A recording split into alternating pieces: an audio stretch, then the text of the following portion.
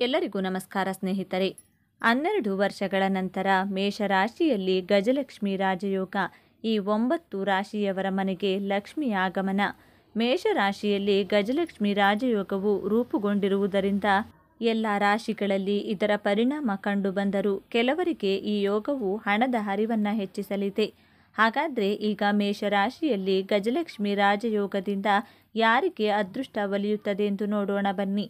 ಅದಕ್ಕೂ ಮುಂಚೆ ನೀವಿನ್ನು ಚಾನಲ್ಗೆ ಸಬ್ಸ್ಕ್ರೈಬ್ ಆಗಿಲ್ಲ ಅಂದರೆ ಈಗಲೇ ಸಬ್ಸ್ಕ್ರೈಬ್ ಆಗಿ, ಹಾಗೆ ವಿಡಿಯೋಗೆ ಲೈಕ್ ಮಾಡಿ, ವಿಡಿಯೋ ಸ್ಕಿಪ್ ಮಾಡದೆ ಕೊನೆ ತನಕ ನೋಡಿ. ಮೇಷರಾಶಿ ಗಜಲಕ್ಷ್ಮಿ ರಾಜಯೋಗದಿಂದಾಗಿ ಮೇಷರಾಶಿಯವರಿಗೆ ಸಾಕಷ್ಟು ಲಾಭ ಸಿಗಲಿದೆ. ಮೇಷರಾಶಿಯ ಮೊದಲ ಮನೆಯಲ್ಲಿ ಗಜಲಕ್ಷ್ಮಿ ರಾಜಯೋಗ ರೂಪುಗೊಳ್ಳುತ್ತದೆ. ಇದರಿಂದ ಈ ರಾಶಿಯವರ ಜೀವನದಲ್ಲಿ ಸಂತೋಷ ಹೆಚ್ಚುತ್ತದೆ. ಪ್ರತಿಯೊಂದು ಕ್ಷೇತ್ರದಲ್ಲೂ ಯಶಸ್ಸು ಸಿಗಲಿದೆ. ಸಮಾಜದಲ್ಲಿ ಗೌರವ ಹೆಚ್ಚುತ್ತದೆ. ಉದ್ಯೋಗಿಗಳಿಗೆ ಬಡ್ತಿ ಸಿಗಬಹುದು. ವ್ಯಾಪಾರಿಗಳಿಗೆ ಹೆಚ್ಚಿನ ಲಾಭ ದೊರೆಯುವ ಸಾಧ್ಯತೆ ಇದೆ. ಕುಟುಂಬದೊಂದಿಗೆ ಸಂತೋಷದಿಂದ ಸಮಯ ಕಳೆಯುವಿರಿ. ನಿಮ್ಮ ಪೋಷಕರ ಸಂಪೂರ್ಣ ಬೆಂಬಲದೊಂದಿಗೆ ನೀವು ನಿಮ್ಮ ಗುರಿಯನ್ನು ಸಾಧಿಸುವಿರಿ. ಕೌಟುಂಬಿಕ ಜೀವನ ಮಧುರವಾಗಿರುತ್ತದೆ. ಮಕರ ರಾಶಿ ಮಕರ ರಾಶಿಯವರಿಗೆ ಗಜಲಕ್ಷ್ಮಿ ರಾಜಯೋಗ ಮಂಗಳಕರವಾಗಿದೆ. ಮಕರ ರಾಶಿಯ 4ನೇ ಮನೆಯಲ್ಲಿ ಗಜಲಕ್ಷ್ಮಿ ರಾಜಯೋಗ ರೂಪುಗೊಳ್ಳುತ್ತಿದೆ. ಹೀಗಾಗಿ ಈ ರಾಶಿ ಚಕ್ರದವರು ಉತ್ತಮ ಭೌತಿಕ ಸುಖಗಳನ್ನು ಪಡೆಯುತ್ತಾರೆ. ಲಕ್ಷ್ಮೀ ದೇವಿಯ ಆಶೀರ್ವಾದದಿಂದ ನೀವು ಎಲ್ಲ ಕ್ಷೇತ್ರಗಳಲ್ಲೂ ಉತ್ತಮ ಯಶಸ್ಸನ್ನು ಪಡೆಯುತ್ತೀರಿ. ಕೆಲಸದಲ್ಲಿ ಬಡ್ತಿ ಸಿಗಲಿದೆ. ವ್ಯಾಪಾರದಲ್ಲಿ ಉತ್ತಮ ಪ್ರಗತಿ ಕಂಡುಬರಲಿದೆ. ನೀವು ಕೆಲಸದಲ್ಲಿ ಹೆಚ್ಚು ತೊಡಗಿಸಿಕೊಂಡ್ರೆ ನಿಮ್ಮ ಗುರಿಯನ್ನು ನೀವು ಸುಲಭವಾಗಿ ತಲುಪುತ್ತೀರಿ. ಕುಟುಂಬದೊಂದಿಗೆ ಗುಣಮಟ್ಟದ ಸಮಯವನ್ನು ಕಳೆಯುವ ಅವಕಾಶವನ್ನು ನೀವು ಪಡೆಯುತ್ತೀರಿ. ಹಣಕಾಸಿನ ಸ್ಥಿತಿಯಲ್ಲಿ ಅನಿರೀಕ್ಷಿತ ಸುಧಾರಣೆ ಕಂಡುಬರಲಿದೆ. ನಿಮ್ಮ ಕಠಿಣ ಪರಿಶ್ರಮ ನಿಮ್ಮ ಕೈ ಹಿಡಿಯಲಿದೆ. ಅತಿಯಾದ ಕೆಲಸದಿಂದ ನೀವು ಆಯಾಸವನ್ನು ಅನುಭವಿಸಿದರೂ ಅದರಿಂದ ಉತ್ತಮ ಲಾಭವನ್ನು ಪಡೆಯುವಿರಿ. ನಿಮ್ಮ ಕುಟುಂಬದ ಯಾವುದೇ ಸದಸ್ಯರಿಗೆ ನೀವು ಆಶ್ಚರ್ಯಕರ ಉಡುಗೊರೆಯನ್ನು ತರಬಹುದು. ಅವಿವಾಹಿತರ ಜೀವನದಲ್ಲಿ ಹೊಸ ಅತಿಥಿ ಪ್ರವೇಶಿಸಬಹುದು. ನಿಮ್ಮ ಸಂಗಾತಿಯೊಂದಿಗೆ ಭಿನ್ನಾಭಿಪ್ರಾಯ ಇರುತ್ತದೆ. ಪರಿಸ್ಥಿತಿಯನ್ನು ತಿಳಿಯಾಗಿಸಲು ನೀವು ಎಲ್ಲೋ ಲಾಂಗ್ ಡ್ರೈವ್ ಹೋಗಬಹುದು. ಕುಂಭರಾಶಿ ಗಜಲಕ್ಷ್ಮಿ ರಾಜಯೋಗದಿಂದಾಗಿ ಕುಂಭರಾಶಿಯವರಿಗೆ ಶುಭವಾಗಲಿದೆ. ಕುಂಭರಾಶಿಯ 3ನೇ ಮನೆಯಲ್ಲಿ ಗಜಲಕ್ಷ್ಮಿ ರಾಜಯೋಗ ರೂಪುಗೊಳ್ಳಲಿದೆ. ಹೀಗಾಗಿ ಈ ರಾಶಿ ಚಕ್ರದ ಚಿಹ್ನೆಗಳು ಜೀವನದ ಪ್ರತಿಯೊಂದು ಸವಾಲುಗಳನ್ನು ಜಯಿಸುತ್ತಾರೆ.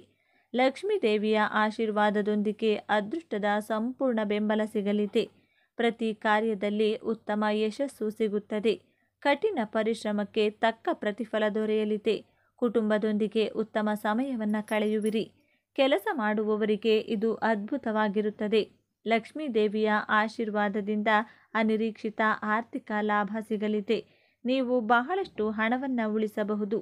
ನೀವು ಕೆಲಸದ ಸ್ಥಳದಲ್ಲಿ ನಿಧಾನವಾಗಿ ಕೆಲಸ ಮಾಡಿದರೆ ನಿಮ್ಮ ಕೆಲಸವು ನಿಲ್ಲುತ್ತದೆ. ಹೀಗಾಗಿ ನಿಮ್ಮ ಕೆಲಸವನ್ನು ತ್ವರಿತವಾಗಿ ಮುಗಿಸಲು ಪ್ರಯತ್ನಿಸಿ.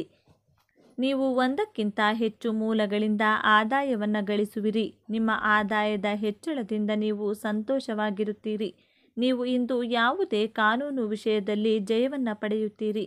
ನಿಮ್ಮ ಗೌರವ ಹೆಚ್ಚಾಗುತ್ತದೆ.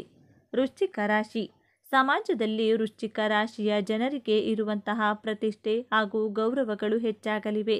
ಹಾಗೂ ನೌಕರಿಯಲ್ಲಿ ಕೂಡ ಉತ್ತಮ ಪದ ಪ್ರತಿಷ್ಠಾಪನೆಯಾಗಲಿದೆ. ಅಂದರೆ ಪ್ರಮೋಷನ್ ಸಿಗಲಿದೆ. ವಿಶೇಷವಾಗಿ ಸರ್ಕಾರಿ ಕೆಲಸದಲ್ಲಿರುವವರಿಗೆ ಪ್ರಮೋಷನ್ ಸಿಗೋದು ಖಂಡಿತ. ದೂರ ಪ್ರಯಾಣ ಮಾಡುವುದಕ್ಕೆ ಖರ್ಚಿನ ಹೆಚ್ಚಳವಾಗಲಿದೆ. ಶತ್ರುಗಳ ವಿರುದ್ಧ ನೀವು ಗೆಲುವನ್ನು ಸಾಧಿಸಬಹುದು. ವೃಶ್ಚಿಕ ರಾಶಿಯವರಿಗೆ ಸಾಕಷ್ಟು ಸಮಯಗಳಿಂದ ಕಾಡುತ್ತಿರುವ ಆರೋಗ್ಯ ಸಮಸ್ಯೆಗಳಿಂದ ಮುಕ್ತಿ ಸಿಗಲಿದೆ. ಹಾಗೂ ಜೀವನದಲ್ಲಿ ತೆಗೆದುಕೊಳ್ಳುವಂತಹ ನಿಮ್ಮ ನಿರ್ಧಾರಗಳು ನಿಮ್ಮ ಮೇಲೆ ಸಕಾರಾತ್ಮಕ ಪರಿಣಾಮಗಳನ್ನು ಬೀರಲಿವೆ. ಧನುರಾಶಿ ಸಾಕಷ್ಟು ಸಮಯಗಳಿಂದ ಮದುವೆಯಾಗಿ ಸಂತಾನ ಭಾಗ್ಯಕ್ಕಾಗಿ ಕಾಯುತ್ತಿರುವಂತಹ ಧನುರಾಶಿಯವರಿಗೆ ಅತಿ ಶೀಘ್ರದಲ್ಲಿ ಶುಭ ಸುದ್ದಿ ಸಿಗಲಿದೆ. ಆರ್ಥಿಕತೆಯ ವಿಚಾರದಲ್ಲಿ ಕೂಡ ಧನುರಾಶಿಯವರಿಗೆ ಸಾಕಷ್ಟು ಲಾಭಾಂಶಗಳು ಸಿಗಲಿವೆ. ಧನುರಾಶಿಯವರು ಮಾಡುವಂತಹ ಪ್ರತಿಯೊಂದು ಕೆಲಸಗಳಲ್ಲಿ ಕೂಡ ಭಾಗ್ಯದ ಜೊತೆಗಾರಿಕೆ ಸಿಗುವುದರ ಮೂಲಕ ಪ್ರತಿಯೊಂದು ವಿಚಾರದಲ್ಲಿ ಕೂಡ ಗೆಲುವನ್ನು ಸಾಧಿಸಲಿದ್ದಾರೆ.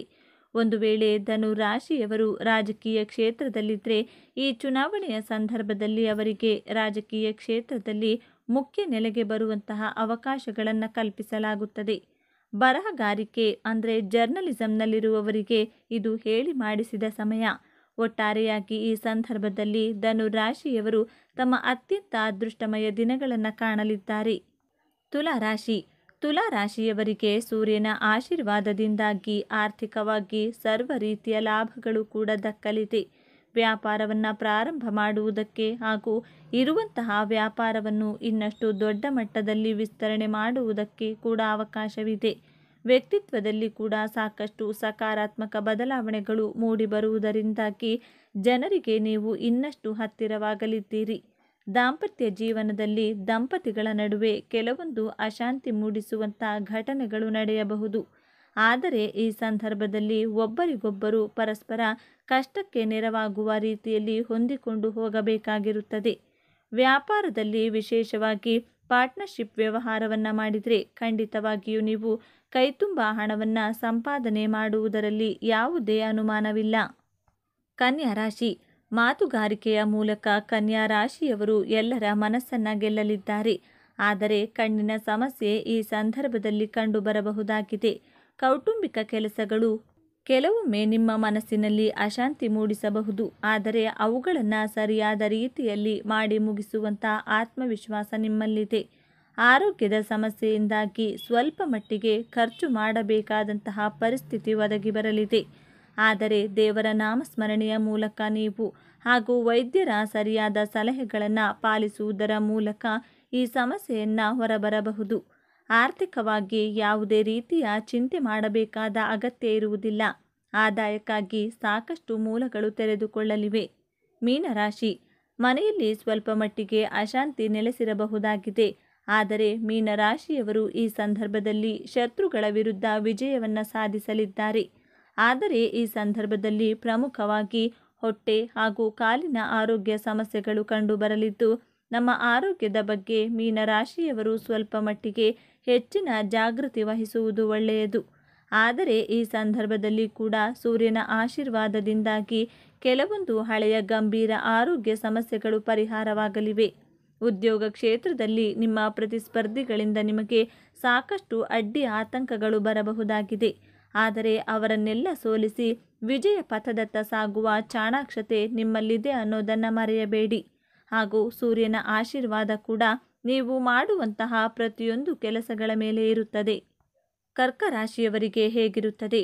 ಕರ್ಕಾಟಕ ರಾಶಿಯವರಿಗೆ ಒಳ್ಳೆಯ ಫಲಿತಾಂಶ ತರಲಿದೆ. ಕರ್ಕಾಟಕ ರಾಶಿಯ ಜನರು ಇಂದು ಹಣವನ್ನು ಗಳಿಸಲು ಮತ್ತು ತಮ್ಮ ವ್ಯವಹಾರವನ್ನು ಹೊಸ ಎತ್ತರಕ್ಕೆ ಕೊಂಡೊಯ್ಯಲು ಉತ್ತಮ ಅವಕಾಶವನ್ನು ಪಡೆಯಬಹುದು. ನಿಮ್ಮ ಕಠಿಣ ಪರಿಶ್ರಮ ಮತ್ತು ಉದ್ಯಮಶೀಲತೆಯಿಂದ ನಿಮ್ಮ ಕ್ಷೇತ್ರದಲ್ಲಿ ಹೆಸರು ಗಳಿಸಲು ಮತ್ತು ನಿಮ್ಮ ಕನಸುಗಳನ್ನು ಈಡೇರಿಸಲು ನಿಮಗೆ ಸಾಧ್ಯವಾಗುತ್ತದೆ.